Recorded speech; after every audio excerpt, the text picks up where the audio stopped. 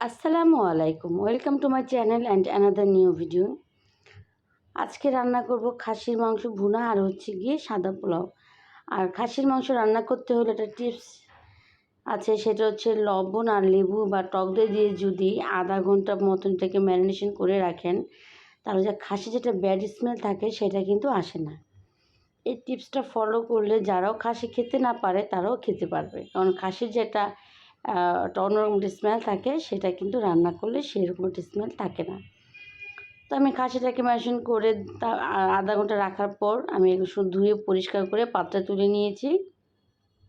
এখন এটাকে আমি দিয়ে দেবো টক দই, লবণ, টেস্টিং সল্ট আর হচ্ছে গিয়ে জিরার গুঁড়া অল্প পরিমাণ দিয়েছি, আবার রান্না শেষেও দেবো, এর জন্য অল্প পরিমাণই দিয়ে দিয়েছি।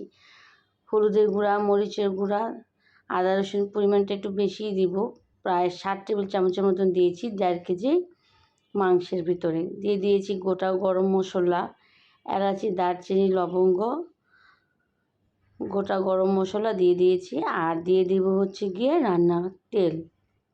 এখন এটাকে আমি দিয়ে দিলাম সামান্য টেস্টিং সল্ট। এখন এটাকে খুব ভালোভাবে আমি চামচের সাহায্যে মাখিয়ে রেখে দেবো প্রায় 1 ঘন্টার মতো।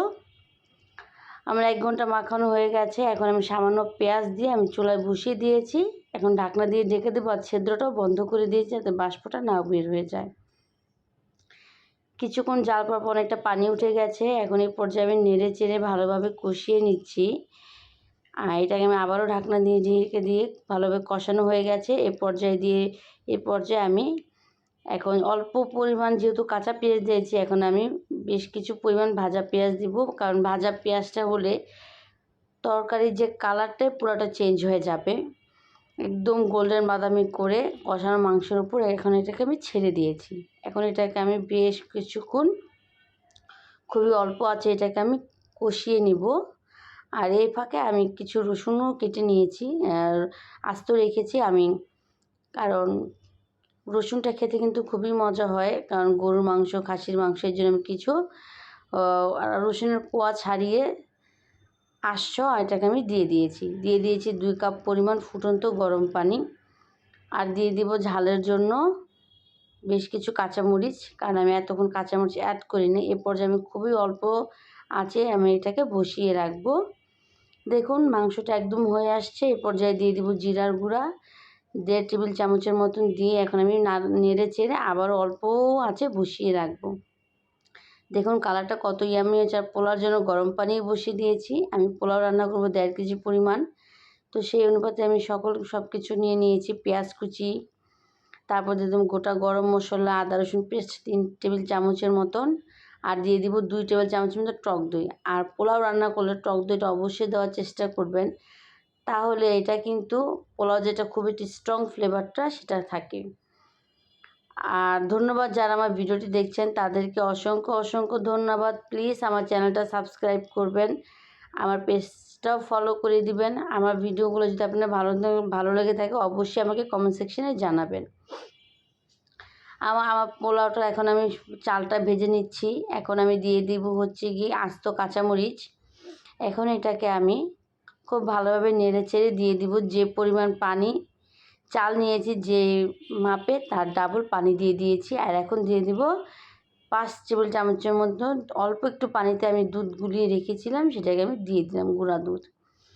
পানিটা যথেষ্ট শুকিয়ে এসেছে। এ পর্যায়ে আমি কিশমিশ, আলু বোখারা দিয়ে দিয়েছি। আমার একটু দেখলাম যে একটু সামান্য লবণের প্রয়োজন, আমি লবণটাও দিয়ে দিলাম। এখন এটাকে ভালোভাবে নেড়ে চেড়ে নিচ্ছি। দমে বসানোর আগে আমি ভালোভাবে লবণটা মিক্সড করে নিয়েছি। আর এখন আমি দমে বসাবো। এই ফাঁকে আমি একটু সামান্য জর্দার রঙটাও ফুড কালারটা আমি অ্যাড করবো, এই জন্য আমি গুলিয়ে নিচ্ছি। আর দিয়ে দিলাম কেওড়া জল, গোলাপ জলটা খুবই সুন্দর একটা ফ্লেভার ছড়ায়। এখন দিয়ে দেবো ফুড কালার, যাতে কালারটা খুবই সুন্দর আসে, সাদা আর লাল কমলা কালার মিলিয়ে যায়, তখন দেখতে খুবই ভালো লাগে পোলাওটা। আর এখন দিয়ে দেবো হচ্ছে গিয়ে ঘি, যেটা মাস্ট। আর ঘি কিন্তু আমি হিসাব করে দিচ্ছি না, ব্যাস ডিব্বাটা ধরে শুধু ঢালছি আর ঢালছি। এখন আমি ঢাকনা দিয়ে ঢেকে দেব। মিনিমাম 15 মিনিট পর আবার চলে এসেছি, 15 থেকে 20 মিনিট পরে। জর্দার রঙটা একদম সেদ্ধ হয়ে গেছে, পাকা হয়ে গেছে, এখন আর মিশবে না। দেখুন একদম উল্টে পাল্টে নেড়ে চেড়ে নিচ্ছি, আরেকবার উল্টিয়ে দিলেই ব্যাস আমার পোলাওটা আরেকবার দমে দিলেই হয়ে যাবে। এই পর্যায়ে আমি ভালোভাবে মিশিয়ে নেড়ে চেড়ে তারপরে দিয়ে দিব আবারও ঘি, যাতে ঘিয়ের ফ্লেভারটা, পোলাওটা মুখে নিলে ঘিয়ের ফ্লেভারে পুরাটা ভরে যায়। আর এইভাবে পোলাও, ধন্যবাদ সবাইকে। আর টক দইটা অবশ্যই দেওয়ার চেষ্টা করবেন পোলাওতে, তাহলে খুবই সুন্দর একটা ফ্লেভার থাকে। আমি আবারও ঘিটা ঢেলে দিচ্ছি, হিসাব ছাড়া, বাস ঢেলেই যাচ্ছি। ধন্যবাদ সবাইকে।